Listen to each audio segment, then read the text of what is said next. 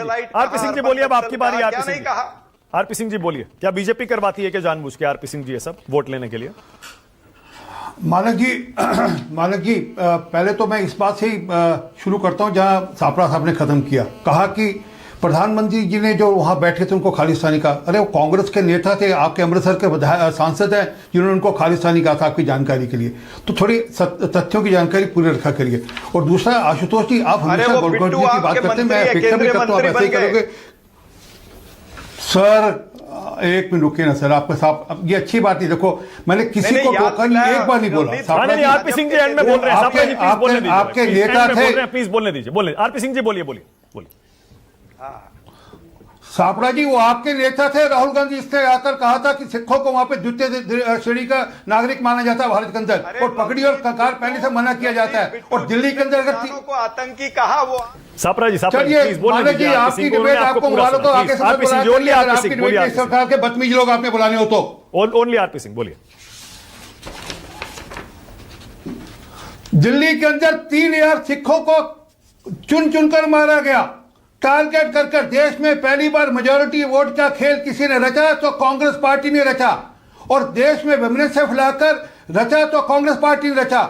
आशुतोष गोलवलकर जी की बात करते हैं, पर तो आशुतोष ने कभी नहीं कहा कि जब बड़ा पेड़ गिरता है तो धरती हिलती है, किससे जैसी फेंक किया था, क्योंकि आशुतोष कांग्रेस की मीटिंग्स में जाकर बैठते हैं और वहां अटेंड करते हैं। ये उसकी फोटो आशुतोष की, अभी अक्टूबर की फोटोग्राफ है। तो इसलिए आशुतोष अपने आप को जर्नलिस्ट कहना बंद करो, कह दो कि मैं कांग्रेस का वर्कर हूं, कांग्रेस का सिंपथाइजर हूं, कोई दिक्कत नहीं, हमें उसमें भी मंजूर है। आप हमारे दोस्त रहेंगे, फिर भी रहेंगे। सापड़ा जी हमारे दोस्त है, परंतु इसका तो ये नहीं कि आप जर्नलिस्ट का लवादा पहनकर आप कहें कि मैं न्यूट्रल हूं और फिर आप कांग्रेस की भाषा बोले। परंतु जो मूल बात क्या है, मैं कुछ डेटा आपके सामने कुछ जानकारियां दे रहा हूं। जयपुर में हरिद्वार से आ रही बस पर पथराव हुआ 2019 के अंदर, मुसलमानों ने किया। जोधपुर में रामनवमी की शोभा यात्रा में पथराव हुआ, मुसलमानों ने किया। करौली के अंदर, ये सबका सब जब था जब राजस्थान में इनकी सरकार थी। करौली के अंदर एक, अभी राजस्थान का ऐसे एक मैं क्या कहते हैं स्टेट का बताऊंगा।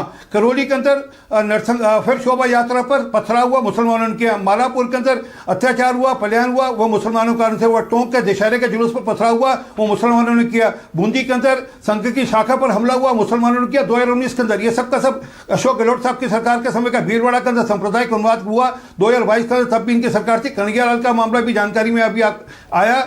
इसी प्रकार से 2019 के अंदर दलित युवक हरीश यादव की मॉब लिंचिंग हुई, वह भी मुसलमानों ने की। मतलब ऐसी एक लंबी सूची है, कोई 28 केस हैं एक सरकार के, कुल मिलाकर 3 साल के केसेस हैं।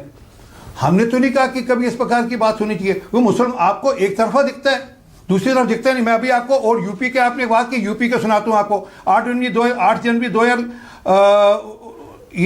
15 मई 2019 में यूपी में गोंडा के अंदर मुसलमानों ने विष्णु कुमार गोस्वामी नाम के युवक की हत्या, पेट्रोल डालकर हत्या कर दी। ऐसे 10 जून 2019 में बिहार में बेगूसराय में नरपुर गांव के अंदर मुसलमान युवकों ने एक दलित महिला के साथ सामूहिक बलात्कार किया, फिर उसकी हत्या कर दी। ऐसी एक सूची है लंबी लंबी।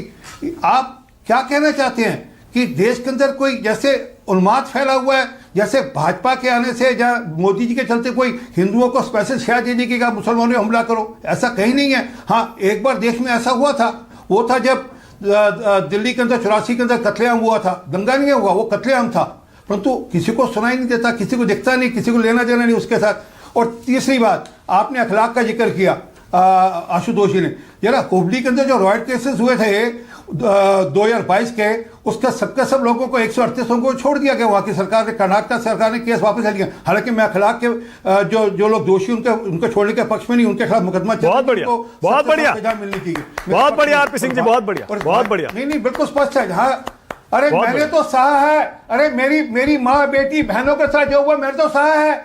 ये तो सापड़ा साहब ने कहा, साहब मुंबई के अंदर थोड़ा हुआ था, जो तो हमने सहा है, जो सहा है दिल्ली के अंदर। इसलिए तो हम कह रहे हैं बहुत बढ़िया। आरपी सिंह जी आप रुक जाइए, 84 की लड़ाई, बहुत बढ़िया, आप रुक जाइए आरपी सिंह जी, आप रुक जाइए, बहुत बढ़िया, बहुत बढ़िया। मैं स्वागत कर रहा हूं, मैं स्वागत कर रहा हूं। मुसलमान के साथ हो, किसी क्रिश्चियन के साथ हो, नहीं किसी मुसलमान के साथ हो, किसी क्रिश्चियन के साथ हो, वो वैसे ही जुल्म है जैसा किसी हिंदू के साथ हो रहा है। ठीक है, मैं इसमें बड़ा स्पष्ट हूं। ओके, किसी क्रिश्चियन के, ओके, 20 सेकंड दूंगा सापड़ा जी, 20 सेकंड सापड़ा जी। 1984 के दंगों पर